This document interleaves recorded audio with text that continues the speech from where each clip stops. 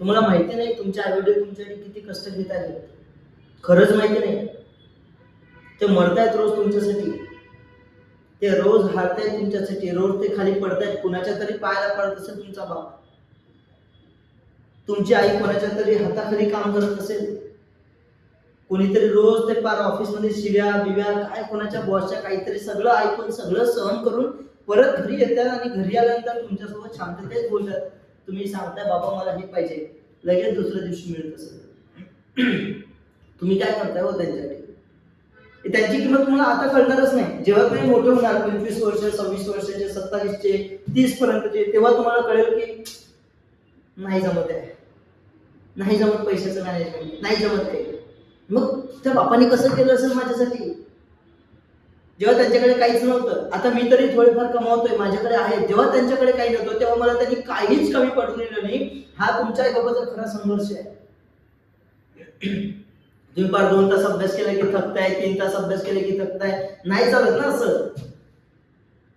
आयुष्याच्या परीक्षेत मार्क कमी जास्त असं काही नसतं. आयुष्याच्या परीक्षेत एकच असतं, पास किंवा नापास.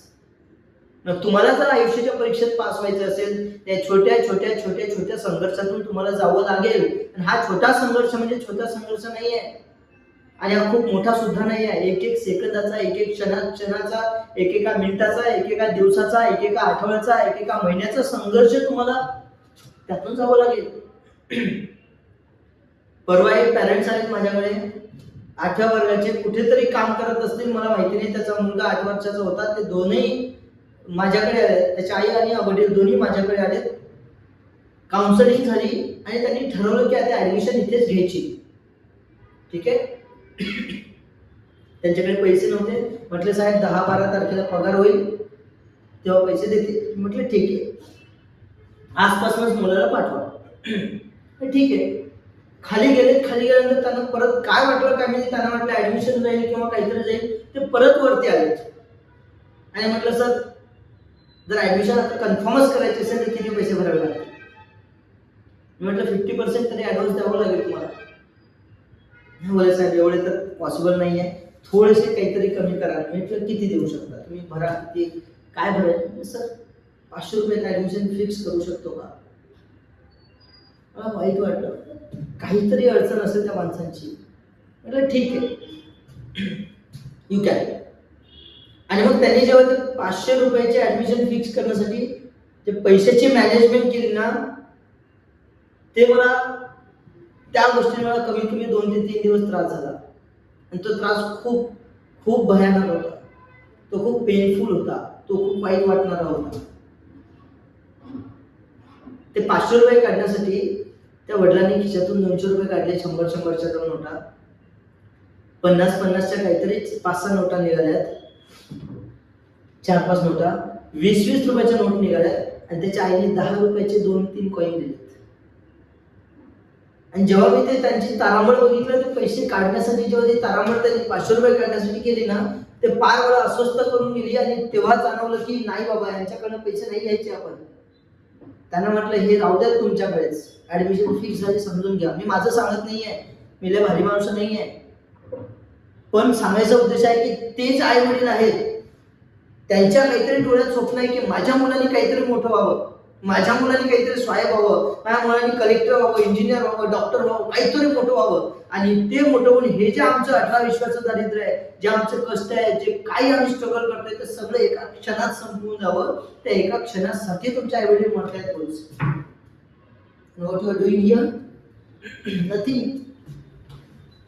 You are giving excuses. Sir हा प्रॉब्लेम, सर ते प्रॉब्लेम, सर झोपच आली, सर पेन संपला होता. अरे काय छोटी छोटी कारण सांगताय तुम्ही? नका ना सांगू. एकदा बघा त्या आई वडिलांकडे, ते कधीतरी एक्सक्यूज देतात का? रात्रीचा ताप येतो, ताप आला तरी बाप कामावर जातो की, है ना? माझा एक विद्यार्थी होता अभिषेक नावाचा, त्याच्या आई वडील शेतात काम करणारे. त्याच्या आईला जवळपास 100-102 ताप होता. 102 ताप. खरी परिस्थिती सांगतोय बरं का. 102 ताप त्या आईला. तो 10व्या वर्गाचा मुलगा होता आणि त्याची आई अशी रोज रोजंदारीवर कामाला जायची. 50 रुपये 60 रुपये मिळायचे तेव्हा तिला कापूस वगैरे वेचायला. आणि जेव्हा ती परत आली तेव्हा त्याला कळलं की आईला तर ताप आहे. हा मुलगा अस्ताव्यस्त झाला, काय करावं काहीच कळत नव्हतं त्याला. कसं आईला पट्ट्या काढायच्या, मेडिकलला जायचं, पैसे आले नाहीत, घरी पैसेच नाही आहेत, घरात खायला तेल नाही आहे, घरात भाकरी खायला नाही आहे. चपात्या त्या कडक उन्हात सुकत घालायच्या, पाण्यात उकळायच्या, थोडंसं तेल मीठ टाकायचं, फोडणी द्यायचं, त्या खायच्या. एवढी गरिबी. आणि त्या मुलाने जो किस्सा सांगितला ना तो पण खतरनाक होता. तो मुलगा म्हटला की सर आईला ताप आलाय, मी आज येऊ शकत नाही. म्हटलं ठीक आहे, ओके, काळजी घे. आणि 9 वाजताचा मेसेज आला. 10 वाजता त्याची आई शेतात गेली होती कामाला. 10:15 वाजता मुलगा परत स्कूलमध्ये हजर होता. 102 ताप. जेव्हा त्याची आई भेटली तेव्हा म्हटलं थोडा आराम करायचा की काय काकू तुम्ही, एवढं काय गरज होती का शेतात जायची, चक्करीने पडलात. साहेब संध्याकाळच्या भाकरीची सोय लागत नाही बघा.